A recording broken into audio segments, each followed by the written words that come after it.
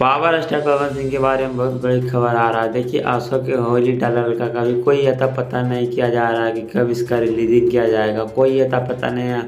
और एक बहुत बड़ा खुशखबरी बता दी कि इनका एक गाना और जो कि इसका एक पोस्टर निकल के आ रहा है बाहर, जो कि वेब म्यूजिक से रिकॉर्डिंग हुआ था और रिलीज होने वाला है। जो कि आप लोग को बता दें कि उसका शूटिंग कंप्लीट हो गया है और उस गाने को रिलीज़ किया जाएगा 14 फरवरी को